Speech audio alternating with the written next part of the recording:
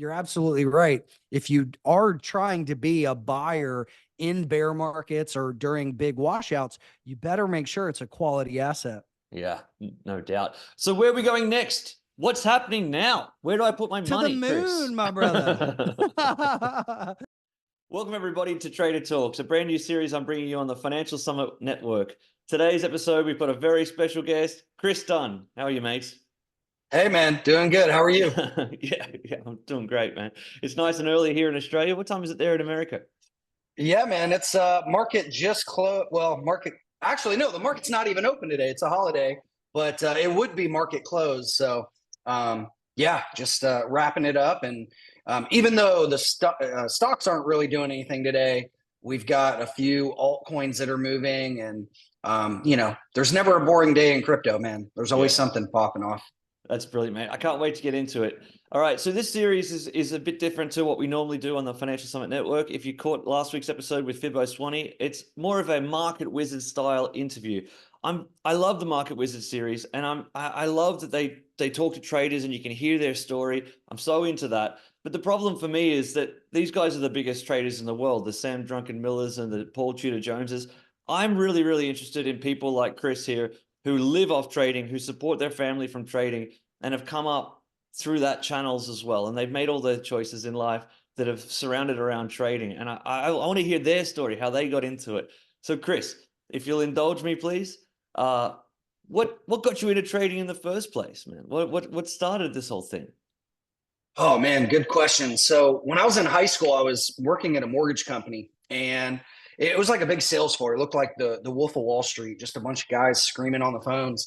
This was in the early 2000s we had a refinance boom in the US where mortgage companies were just making tons of money. And I was in there just like helping out, doing whatever I could. And I walked by this guy's desk, and this was around the time when like high-speed internet was just becoming a thing. And he had live what I thought was like a stock chart moving on the screen. And I was like, Jim, what are you doing, man? He said, well, I'm day trading E-mini futures. I'm like, I don't know what that means, but it looks cool. And he's like, sit with me, son. So I sat and watched him trade for like a half hour. And I think he made like $2,000 or something. And my mind was blown. I'm like, you mean you just made like $2,000 just pressing some buttons and you didn't have to do anything? You just like traded. And he's like, yeah, that's what this is about. So I was like, I don't know what that is, but I'm going to do that. So I opened an account, and I think I put like $5,000 in there. And my first trade was a winner. I made 2 points on the ES, which was $100. And I thought I was a genius. I'm like, oh my God, my friends are idiots for working real jobs. I'm going to become a millionaire. This is going to be great. And then over the next month, I blew that account out. It was gone. And I was like, holy shit. I was like, I don't know what just happened, but I was obsessed for the next several years. And any free time I had, I was studying the markets. I was learning about trading strategies and algorithms, which were like a brand new concept in the early 2000s, and just went headfirst in. And in 2007, I actually left the mortgage industry, which I was working in full time and then kind of trading on the side. I left full time, or left to trade full time. And that's when the GFC hit, the global financial crisis in 2008 happened. And the markets were absolutely incredible for day traders because the volatility was so high. When mom and pop investors were freaking out, day traders were going in, and we just had such massive swings in the stock indices that it was like shooting fish in a barrel for day traders. But what happened every year after that is the volatility kept coming down, and high frequency trading floors, or basically algorithms built by PhDs and mathematicians, they were becoming more and more sophisticated. And so the smaller time frame charts became more and more competitive. And so a lot of the profits got competed away. And it was like every year after that, it became harder and harder and harder. And less people were day trading for a living. And so I was always looking for like, okay, what's the next thing? Where can I find a competitive advantage? And in 2011, somebody mentioned Bitcoin. And I think I looked at it for a couple of minutes. I was like, I don't know what this scam is. I don't have time for this shit. And so I ignored it until 2013, when it went from, in the spring of 2013, it went from like $50 to 266, and then it crashed. And on that parabolic move, I was like, okay, this asset is not going anywhere. It's super volatile. Let me see if I can make money trading it. And the rest is history. Ever since then, I've just been all in on Bitcoin, not just as an investment vehicle, which is great. You know, the compound annual growth rates are insane, but as a trading vehicle, it was the only thing I saw where it was like a level playing field, where like the little guy could actually make a living trading it. And I thought it was so cool because it was a global market. It wasn't just the US stock market. It was like, you know, you could be a fisherman in Burma and trade it. And so that's been my focus, man, ever since then. Man, that's incredible. Let's just jump back a little bit in that period before, when you were working in the mortgage sector, and then when you transitioned into becoming a full-time trader. What was it like making that leap? Like, how did you decide in your heart that's like, I'm good enough, I can make a living out of this? Do you know, how did that come about? Was that a huge leap? Well, yeah, it was terrifying. And I didn't have the confidence that it was going to work. But so I built a house that was like stupidly like an hour from my office. So I was sitting in rush hour traffic for about 2 hours a day. And one day there was like an accident. We were just sitting there and I just lost it. I started freaking out. I was banging on my steering wheel and I started screaming. And I'm like, I can't do this anymore. This is insane. Like, why am I wasting my life away in a corporate office, sitting in traffic? I'm like, I'm not saving any money. I'm not building wealth. Like I was making maybe 100K a year, which in my early 20s, that was good money, but I was spending it all. I bought a really expensive truck and built a new house, and I was just working to live, and it was very unfulfilling. And so it was like that month that I was like, enough is enough. And this was like, mid 2007. So the real estate industry and the real estate market in the US was already starting to crumble. And there were mortgage companies going out of business left and right. So I saw the writing on the wall. I'm like, this is not going to get better. I need to either go start a different business or try to make it as a full-time trader. And so I said, I'm just going to do everything I possibly can to generate income and put whatever cash flow I have into the markets. And I moved in with my best friend, who was in the police academy at the time, trying to become a cop. And we just lived dirt cheap. And I worked from the early morning in the day, way past midnight, every day, all day, just learning software development to build trading algorithms, learning about market cycles, and just really trying to dial in my strategy. And no, it was really scary because I had no income. I had a lot of debt from the real estate market crashed. So my house, I was now underwater. And yeah, it was just a really scary time. And I think, most people, if they ever decide to make that jump into full-time trading, I always tell people it's way easier if you have another source of income where you don't have to rely on trading profits to pay your bills, because that kind of mental and emotional stress will lead to making really bad decisions. And I did that. I blew out like a couple small accounts, and it took quite a while to actually get control of the mental side and become consistently profitable. Yeah, I hear that, man. I mean, I've been trading for a decade, and it's really only this year that I've gone full time. I've had a source of income the entire time. So it never felt like my trading account was paying the bills. And I was able just to use that as a savings account, really, to accumulate Bitcoin and other assets. But it wasn't, I never felt confident that I could do this permanently until really this year, in fact. So I hear you in that. Chris and I met in Bali at the Financial Summit a couple of years ago now, and we just had the best week ever at the Financial Summit.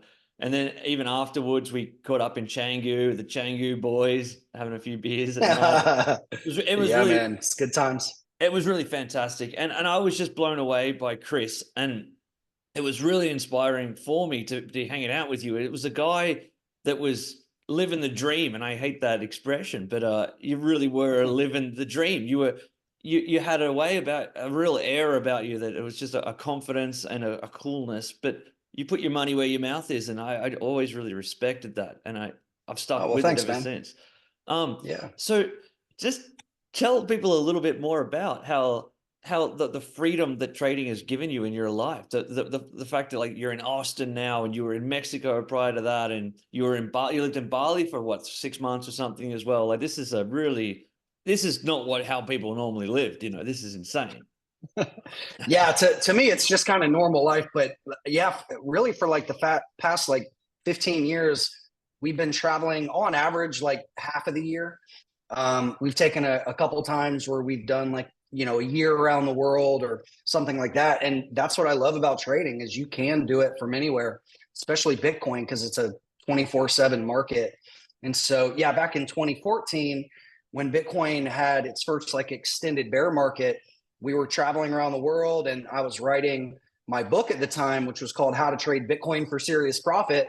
Because after 2013, I'm like, this is going to be massive. And I was just mentally all in on it. And it's funny because when I launched the book in 2015, we were still traveling. I think we were in Puerto Rico or something. But I remember like all my buddies from the futures world, they were like, Chris, what are you doing, man? This Bitcoin shit. Why are you wasting time on it? And I went on like a speaking tour. We had a seminar in Vegas with Tim Sykes, the penny stock guy. And I got up there and I was like, hear me out, guys. I know Bitcoin's like $200 and it's coming off of a bubble right now, but it's going to be huge.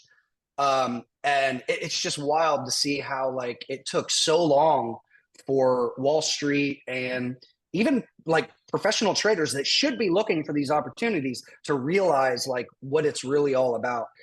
A little bit of a tangent there. I don't know how I got there, but I love it. I love it. On the weekend, I was speaking to this old guy. I was just parked on the side of the road, and this brand new SLK Mercedes, hatch top thing pulls up next to me, and this old gentleman, Aussie gentleman with a button up, blazered shirt and everything, comes over to me, and we were talking about cars, and he's been in the financial world and a trader for, let's call it 50 years. And when I told him, I'm a Bitcoin guy like that, he was like, right. And I could feel that the dynamic had changed, and that he was no longer interested in anything I had to say. But I started talking about that with him, that, I used to be really embarrassed to say I was a Bitcoin guy, even up to like 5 years ago, 4 years ago, even recently in the bear market, I was very embarrassed to tell people I was a Bitcoin guy. But I don't feel that anymore. And I could feel that he was not as aggressively a negative as he probably should have been, and he probably would have been in the past. Do you find that, were you embarrassed to say you were a Bitcoiner back in the day and now you're not, or were you always right in on it? well, no, I never felt that embarrassment because I approached it as I looked at Bitcoin initially as a trading vehicle. I wasn't like, like Tone, he was very much like a Bitcoin advocate and talking about the tech and talking about how it was going to change the world. I consider myself like a profit maximalist.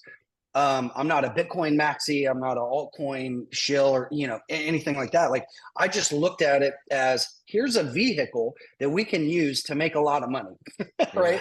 I'm bullish on the tech long-term, but I don't know how big this is going to be. Like I remember in 2014, one of my business partners, Rocky, AKA Crypto Hustle, we were on a call with our trading room, laughing about the prospects of like, what if Bitcoin is $10,000 one day? Like that was just a pie in the sky, like idea that we thought was kind of ridiculous.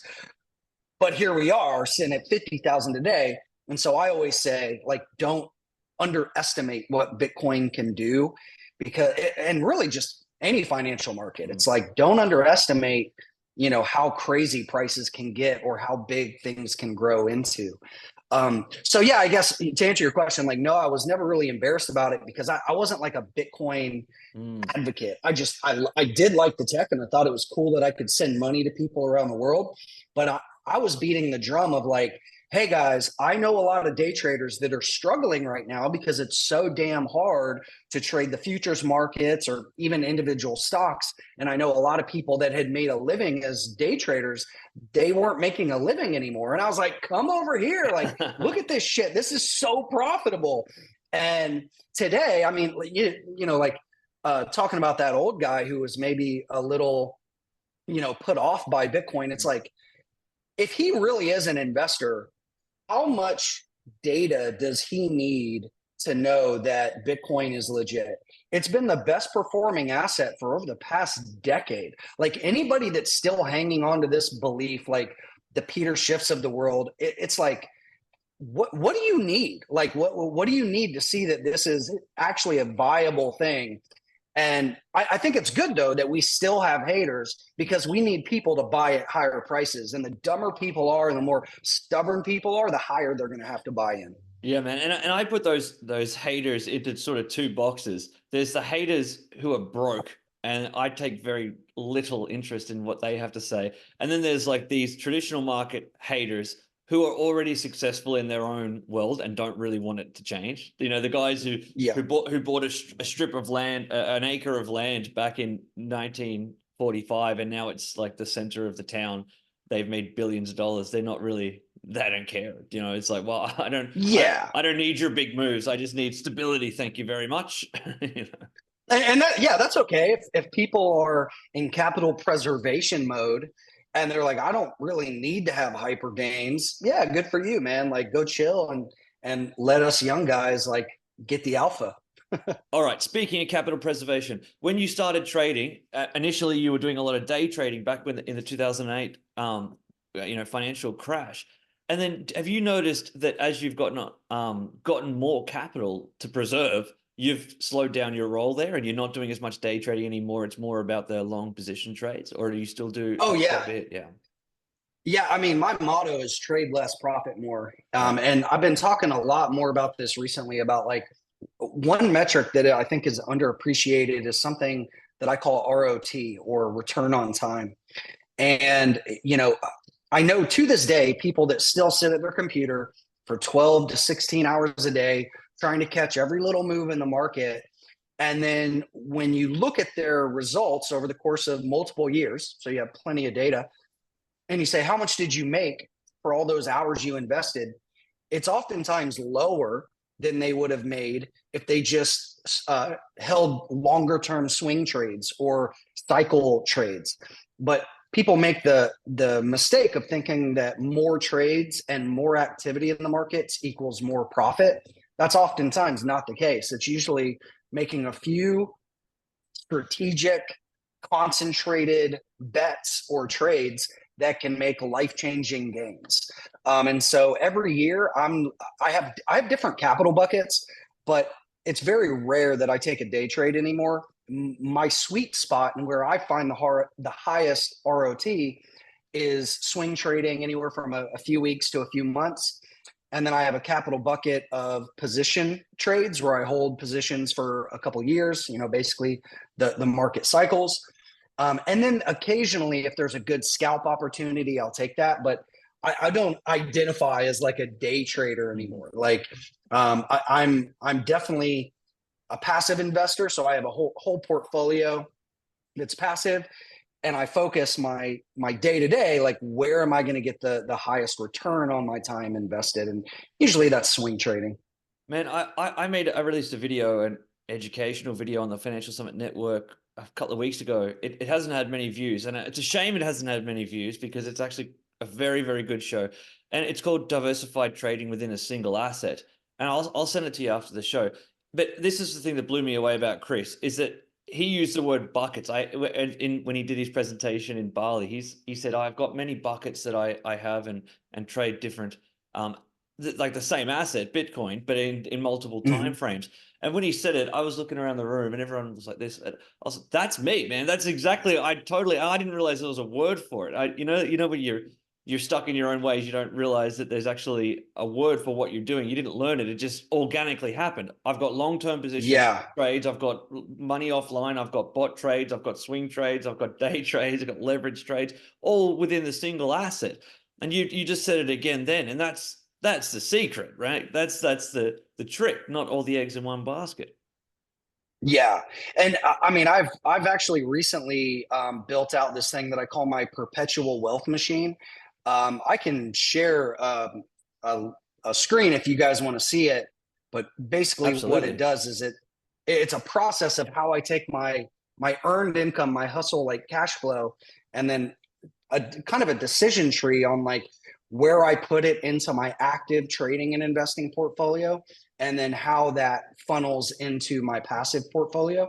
Yeah, you roll them down, and I do the same thing. Like in the leverage account, if I always keep like a sort of a similar sort of balance. Let's just call it, one Bitcoin or something. And any time it gets really over the profit, I just keep rolling it down into the savings bucket. So I'm Yeah. never expanding those individual buckets too much. Please, if you'd love Yeah, to, I'd love to see you share something, mate. Love it. yeah, sure. Let me see if I can pull this up.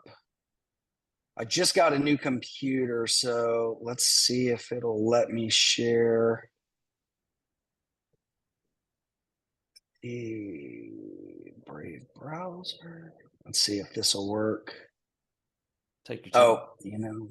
Okay. Yeah, sorry. Maybe we need to. We'll Edit circle this. back to this in the second part of the series. So in each Okay. episode, we'll do an interview, and then we'll migrate into some technical analysis and anything else that you want to share. So we'll cue that up for the next. Oh, okay. Part. Cool. Yeah. Perfect. Yep, perfect. I'll hit you with two more questions before we end this initial series here, the initial starting point. I might have to edit this whole bit Great. out. Nice. Do any trades that you've made in the past really stand out for you? Like whether they were big winners or big losers that you learn a lesson from? Is there any trade in particular that just you've never forgotten? Yeah, I mean, there's a few that have made a meaningful impact on my life. And like one thing that I hate to see in the Bitcoin community is people that are like, they have this like only hodl mentality, which it's like, fine. If you want to save and compound in Bitcoin, there's nothing wrong with that. But I think some people get blindsided with like, what is the goal of buying Bitcoin or trading Bitcoin or whatever? I think for most people, it's to improve the quality of your life, right? And what does that mean? It could mean, quitting a job that you hate. It could mean getting out of debt. It could mean buying a house, like tangible things like that, where it's like, you don't want to end up being the richest dead guy, right? Like, oh, haha, I've got more Satoshis than everybody else, but I'm a miserable bastard that never had any fun, right? What's the point in that?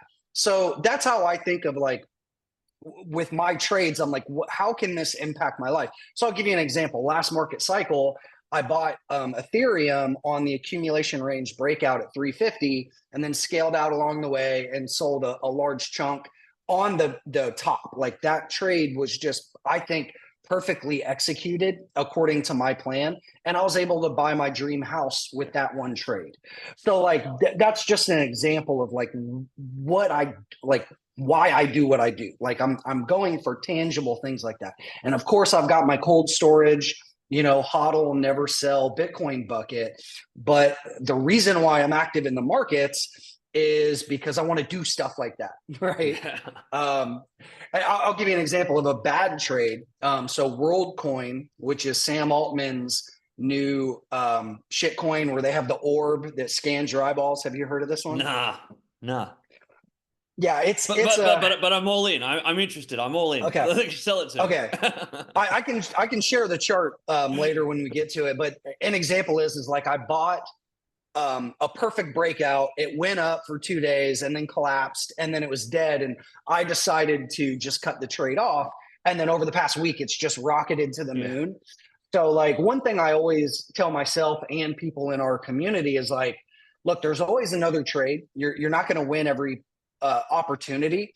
And for me, I've had to learn to have what I call JOMO, right? We all know FOMO, the fear of missing out. But like as a trader, you need to embrace the joy of missing out, like being okay getting stopped out and then seeing it rip in your favor or not being in every opportunity. Because if you get so pissed off and you have all this FOMO, that's going to cause you also to make really bad decisions. So I look at something like that and I just kind of laugh it off. And I'm like, yeah, I mean, that's just part of trading, is like sometimes you'll execute, you'll follow your plan perfectly, and the market will either take you out and rip or just not do what you want it to do. And if you're somebody that has a big ego, or you can't be wrong and you can't be comfortable being wrong, like, don't trade. Yeah. All right. Final question before we finish part one. Do you still love trading? Do you still get the buzz from it, from a good trade, or do you have like a weird thing that I tend to go through where I never remember any losses, never remember any gains, and I'm constantly like just sort of upset if I'm not in the move or something like that. You know, I get weird competitive things rather than actually counting money. Yeah. I love the process of finding the next big trade. It's something that no matter how much money I have, I'm always gonna do what I'm doing now, because I've designed what I call my perfect average day. Like, I set up my lifestyle in a way that, like, no matter if I'm broke or I'm worth $10 billion, I'm gonna do the same shit that I do now. So what that includes and what that means is, like, for a few hours a day, I'm researching. It could be either just looking at charts. It could be reading up on new tech. It could be, meeting with startup founders, looking at angel investments, things like that. But, like, I'm always hunting for that next 100 bagger, or, so the hunt is what I just really love. When it comes to, like, the execution of actually trading, like, I've gotten to a point where I'm just like, I'm stone cold about it. Like, I don't get super excited or super sad with profits or losses. I'm somebody who's, like, really stubborn, and I've had to work really, really hard on the mental side of trading. And so I've just been doing it for so long that I don't really have excitements or depressive states. It's, like, pretty even keeled now. But one thing that I do love is that constant hunt for the next big thing. This is why I love Chris Dunn, because everything he says, I'm like, yeah, it's the game. It's the game. You like the game and not the. Yeah, I feel exactly the same way, and this is why I was so happy Awesome. to have you on. All right, mate. That's the end of part Nice. one. We'll close off and take a 5-minute break, and then we'll come back with part two. Thanks for watching, Chris Dunn. You're the man. You're the man. Cool. Thanks, man.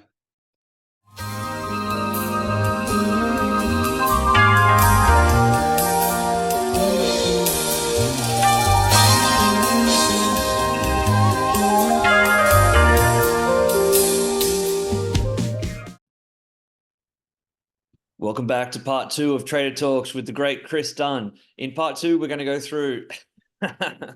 We had a great part one where Chris explained a bit about his history, and I thought that was fantastic. Now we open it up for Chris to explain anything that he wants about the markets right now. And Chris, take it away, mate.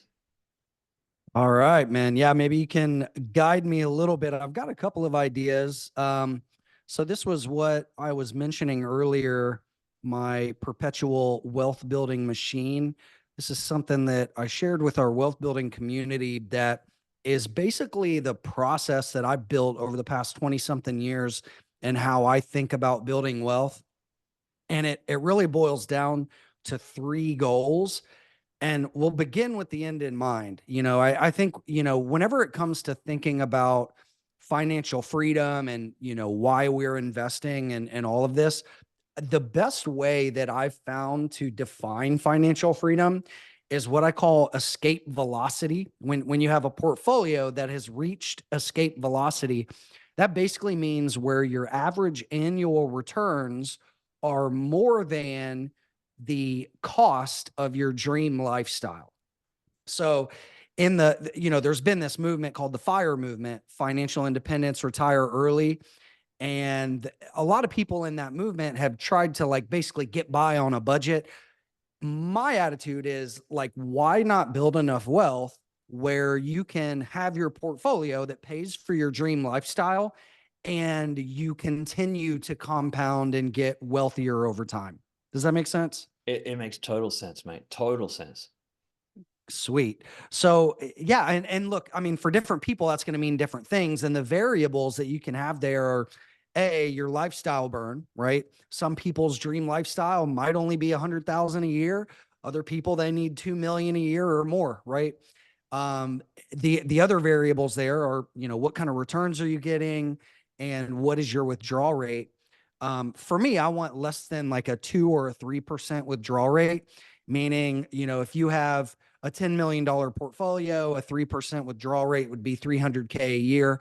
And if you're compounding at 10% or more, you've hit escape velocity. Basically, even though you're drawing down and you're living off of your portfolio, you're going to continue to grow your net worth over time without having to add additional capital. Man, So I feel exactly the same way. This is why I'm actually moving to Japan. It's exactly the same principle. I've got my lifestyle budgeted down to a certain point, and then I did the math on it that I can actually be 60% better off by living in Japan rather than Australia without having to do anything different that I was already doing. Do you know? Having yep. owning the house outright, owning the cars outright, having everything budgeted down. So I can get my weekly cost of living to be X, which is a fraction of the amount of income that I can actually make, which I can grow my portfolio with and live that free lifestyle unencumbered by debt and slavery. I love it, man. And we were talking about that, before we got started, about how I think you see in Australia that kind of the same thing that a lot of Americans get trapped into, which is like, we call it keeping up with the Joneses or lifestyle creep. And the problem that people make is they make more money and then they think they can just spend more money. And it's like, maybe you can, but for what purpose? And can you use, like you're doing, geo arbitrage, where you move somewhere else and you have maybe even a better quality of life for much less of a cost?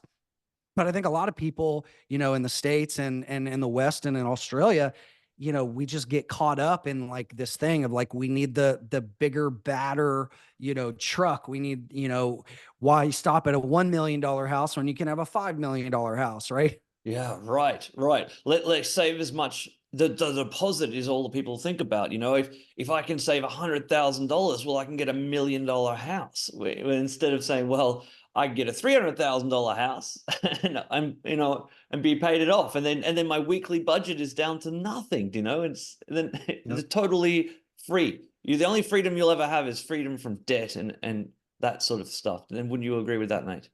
I love it. I love it. Yep. This So is how do we brilliant. get there?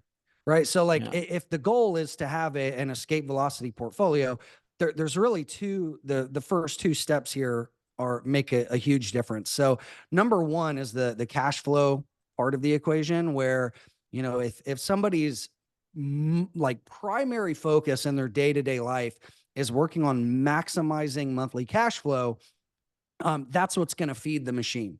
Right. So this is pretty simple stuff. But I'll just go through it anyway. It's like, active income is where I think people should put the majority of their time and energy and focus, whatever they can do to increase, their business cash flow, or, maybe it's in the States, we call it W-2 income. If you have a salary, I have several friends that work at tech companies and they make, really healthy 6 or 7 figure incomes.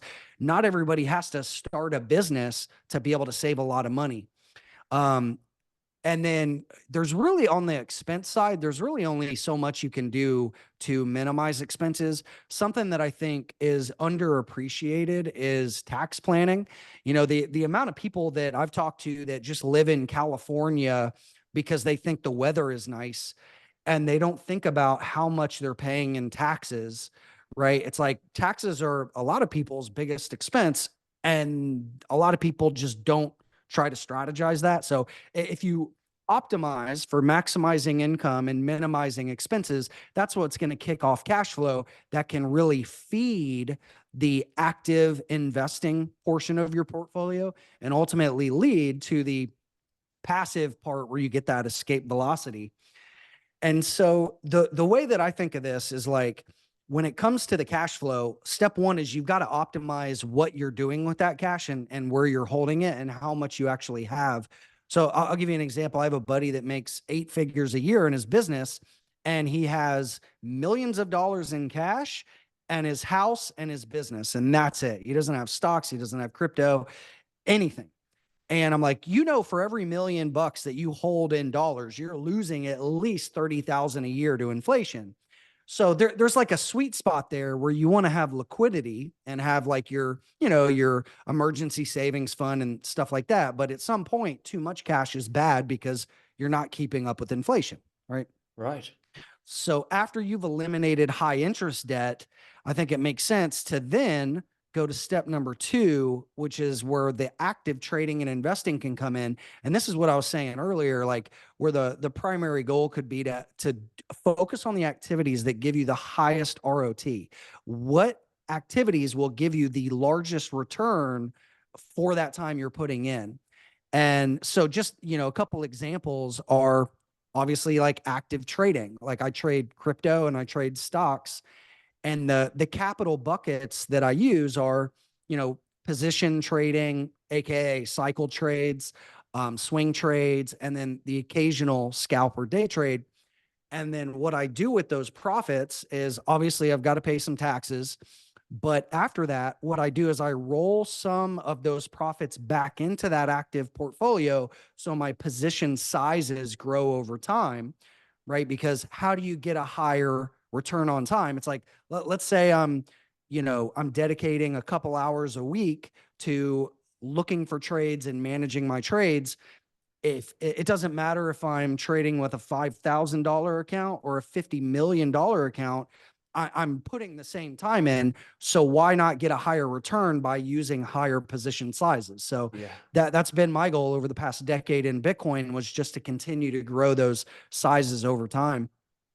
And then That's a fantastic point, isn't it? Because whether perfectly put, I find it's the same amount of work to trade a $10,000 portfolio or $1,000,000 portfolio. I feel the same way about it. I put the same amount of work in. I hear you there, man. I hear it.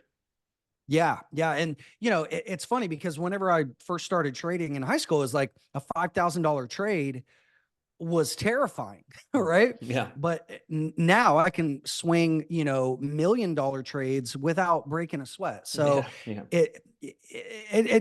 it takes practice, it takes discipline, and the goal I think for active traders is to build those position sizes while maintaining the same level of discipline and not just getting overly aggressive and betting it all and then blowing up, right? Mm. Do you see that a lot in your day-to-day life when you're talking to other traders? Yeah, I mean, mostly. Yeah. That's the common story. Yep, absolutely. And yeah, especially like on the leveraged exchanges. I mean, I don't think people realize that well over 90% of the people on there blow up and they lose everything to a small percentage of consistently profitable traders. Yeah, and you got to ask yourself, like, are you, if you're playing football for, you know, are you in the professional football league? Are you that good? Do you know, like or are you just playing Mhm. local Division 3 football? And I think it's the same with trading. You know, there's only a handful of people that can successfully do it properly, but it doesn't mean you have no chance. It just means you've got to avoid those pitfalls of over leveraging. Every time I like to get my leverage down to almost nothing. Do you know what I mean? Like I'll start every year with a certain amount and I'll use quite heavy leverage. And as I start profiting and profiting, I still use the same sort of position sizing. Let's call it $100,000. But instead of being 5x leverage, by the end of the year, I'm no leverage, but the same position size. It just Yeah. minimizing the risk as I go, shrinking that leverage. Absolutely. And a lot of people don't know how to do the math on leverage to make sure they don't get liquidated. Right. And Right. it's actually not a very high bar to become a profitable trader. It's like if you just have a routine and you spend some time developing your skills and you employ good risk management, that right there is going to put you ahead of probably 80% of people that are trading. You know, a lot of people are just here as tourists trying to get rich quick, and then we're going to take their money Yeah. and be better stewards of it, right? I mean, it's very, very hard to take $10,000 and lever it up 20x consistently be right without the massive drawdown. Where I would much rather have $100,000 portfolio, no leverage, you know, and you're using the sort of the same amount of contract sizes, and Yeah. it's so much easier. Like get your trading balance as big as you can get it without having to lever it up. It is the secret to continually pulling profits out. Yeah, I think the first 100K is the hardest to get. And then once you get there, if you can not have massive drawdowns from there. It's a lot easier to compound once you get into 6 and 7 figures. And it's like, oh, wow. Yeah. We're just kind of adding. Yeah, cool. So should I continue this? Yeah, please do. All right. I love this.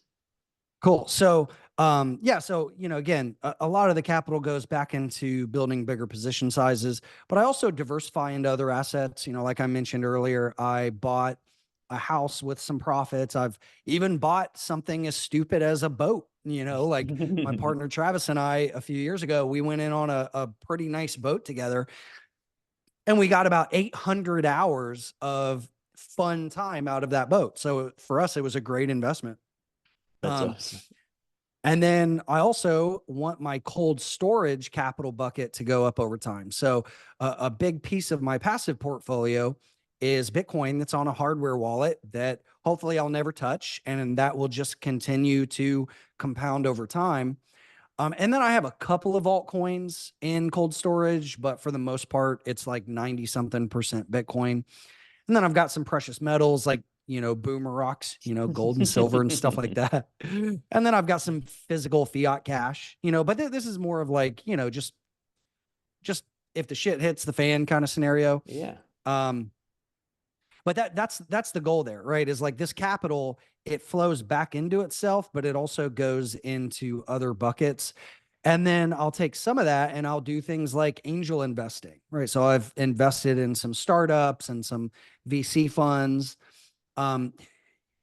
People can be active in real estate. For me, anytime I've tried to do like a fix and flip or a development deal, it loses money. So my return on time when it comes to real estate is garbage. So I don't put a lot of time there.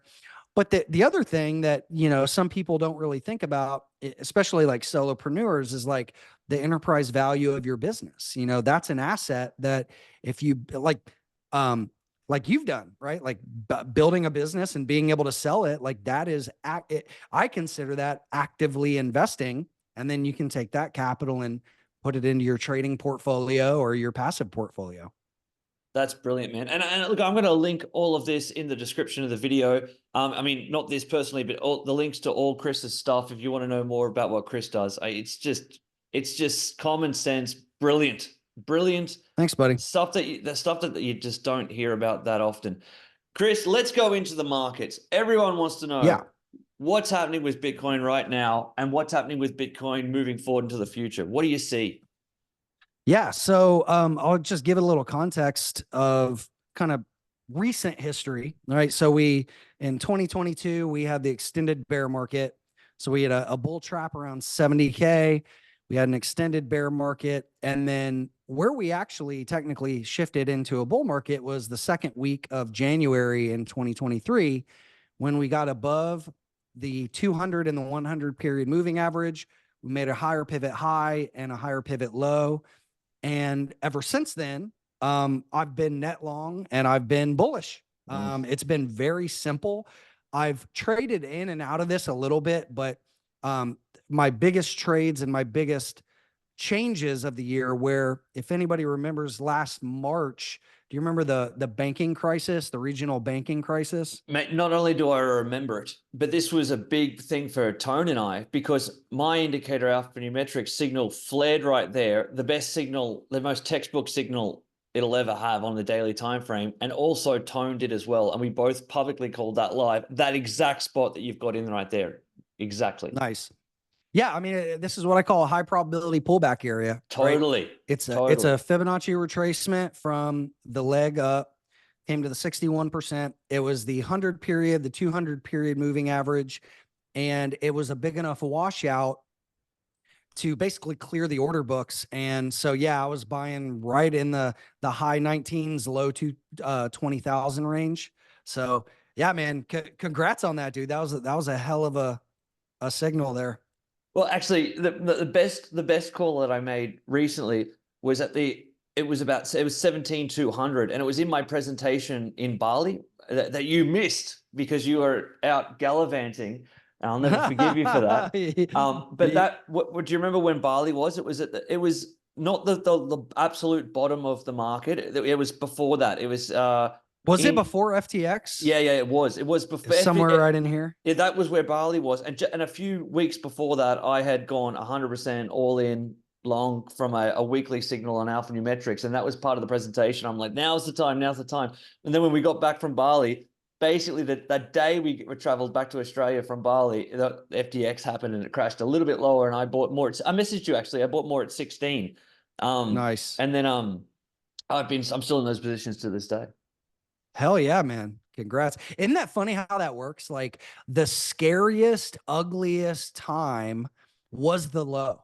Yeah. Right. Like that's often the case, is like Often the scariest, ugliest times are the low. Like here in March of 2020, we had the COVID panic, and we were in here in the trading room buying this shit live in the 4K range. Me too. You know, so it's when everybody's freaking out that I love to go in. And I built a simple strategy for TradingView called the bowler strategy, the buyer of last resort.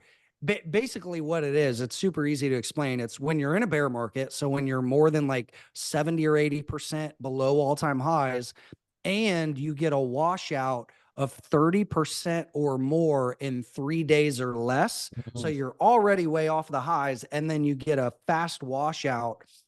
That is typically the best time to buy Bitcoin. And so you had that during the FTX collapse. You had that during COVID. We had that in 2015. There's even times in 2013. Yep. So, you know, they just keep happening over and over and over. I love it. And I'm so happy that you said in Bitcoin, you specified Bitcoin, because in my analysis, it's only true for the most quality of quality assets. That is happens in Tesla, it happens in Meta, it happens in these incredible blue chip stocks that every 5 years or something, you get these events where this is true. But if you carry over that same mentality into dog shit stocks, penny stocks, and that, they can just run away forever and never come back. Yeah. So it's the premium. The value trap is real, right? Yes, I mean, we saw that with Luna. Yeah. It's like if you tried to buy Luna and you're like, oh, it's down 50% in a day, but you don't think about the fact that it's imploding and it's literally a dying asset.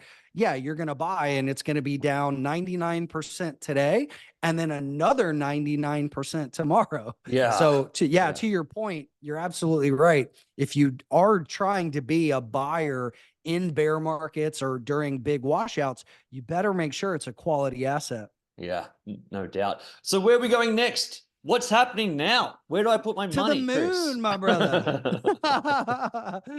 Yeah, I mean, look, where are we? We are mid to late February. So we got about 60 days to the halving, I think. Yeah. I've got it as of a couple days ago. It was like April 20th. So 4/20, I think people are hoping it's going to be. Yeah, we'll see. I mean, I know we are higher than we have been before in the prior 2 market cycles in relation to the halving. So the one thing that is different that we haven't had the prior 2 cycles is the spot ETFs. Yeah. Right. And nobody really knew how this was going to affect Bitcoin's price. I would say like the first few weeks are a crapshoot because, you know, who knows how the capital, I know long-term it's absolutely bullish. And what I think is really interesting is how price action played out around the halving. So you had people buying in anticipation of the approval. The approval happened and it gave like basically a breakout type of a pattern on the daily chart, but that ended up being a bull trap, right? So it V-topped and then made a lower low. So it trapped bulls and then stabbed lower and actually trapped bears as well. So I think Jim Cramer was like tweeting right here that he thought like Bitcoin couldn't catch a bid or some stupid shit. So I'm like, all right, well, maybe that is the low. But this was, you know, just like back in March where it was a high probability pullback zone. The same thing happened here at 40K. And then there was a little bit of a potential for a head and shoulders, but then shorts got their faces absolutely ripped off here as the BTC GBTC outflows started to slow down, and the other ETF inflows were dramatically outweighing that. So that pulled Bitcoin's price with it.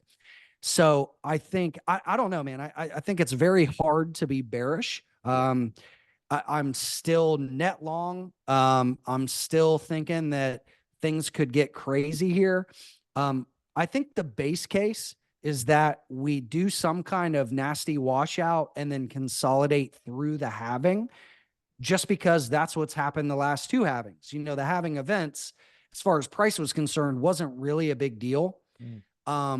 Or does this become a reflexive thing where inflows stay high and buying begets more buying begets more buying, and we get parabolic and exceed the prior all-time high prior to the halving? Those are the two scenarios that I think are the highest probability. There's obviously a bear case where there's a trap and then, you know, inflows dry up and then the halving doesn't lead to a new all-time high. I think that's a much lower probability. The stock to flow, you know, model, all that is a self-fulfilling prophecy until it isn't, right? So I'm not trying to front run that and say it's going to fail. I'm also not leveraged long to a point where, like, if we do get a washout, I'm going to get hurt by that. But yeah, I don't know, man. I'm bullish, and I've met the way that I think about price action is I don't try to predict anything. I just look at the possibilities, like what are all the things that could happen, and then try to weigh the probabilities. What do I think is most likely to happen? And then create a plan for any one of those possible outcomes. And so I'm leaning towards the bull side, and yeah, man, I'm looking for future bull setups until something changes. What do you think? That's why I'm a little bit, I don't know at this point. And I'm 100% long across the board here, but all I have is like exit points. Do you know what I mean? I don't have any upside targets. I don't know. I actually thought when the ETFs were announced and we had that pullback, I thought we would consolidate for a really long time. I thought we'd go into like a sideways phase, a range bound phase and really piss people off till like September or something. Do you know what I mean? I just thought. Are you talking about like here in the mid 40s? I just thought it would be like in that range for ages and just range bound like that. And maybe that's still the case. I'm not sure, but I was not expecting, unlike the previous time where we bottomed out, that we mentioned that great call. I wasn't expecting us to V-shape recover like that. I mean, I traded all the way through it and did pretty well, but I wasn't. Yeah. I didn't think that was what was going to happen. So I don't know. I don't know. I just have to. I'm just playing the cards we're dealt at the moment. You know. Yeah. I agree with you. Like, but I wasn't really sure like how the flows were going to look after the ETF approvals, right? Like I was bullish, but I'm like, I don't know. We're just going to have to look at the data. But like, here's what's actually happening. I wrote about this today in my newsletter, the Daily Doe, where I was just, you know, and this is stuff that's been going around crypto Twitter, but basically how capital is getting sucked out of gold into Bitcoin, and how, you know, we've seen billions of dollars of flow where all the gold ETFs are kind of, you know, bleeding out. And so it's just been really interesting to see how much capital has come in. And I think that's, you know, one of the major reasons why we got this leg. You know, if flows were like kind of meh, then yeah, I could have seen like a deeper pullback to 30K or maybe some choppiness inside of that zone. But yeah, man, I mean, Wall Street's here for it, and they're pumping the bags. So you think that there's that's making up the majority of the inflow, is just that capital rotation out of gold into the Bitcoin ETFs? Do you think there's a fair bit of that? Well, I think some of the outflows from gold are coming into Bitcoin, but it's more than just that, right? Yeah. Like it's capital coming from fiat holdings, or I don't know, you know, I'm sure some people are selling stocks for Bitcoin, but it's actual like real capital flow coming into Bitcoin. It's not just, you know, zero sum game futures trading stuff. It's like this is real money coming into the ecosystem. All right. Final question. This is the big one, and this is the one I'll cut out and post everywhere and say you were wrong in 3 years and blame you for it. Where is Bitcoin going to top out in this cycle? That's what everyone wants to know. Okay, so I'll preface this by talking about the last cycle, right? So the problem with moonshot profit targets is they become crowded trades and then they trap people, right?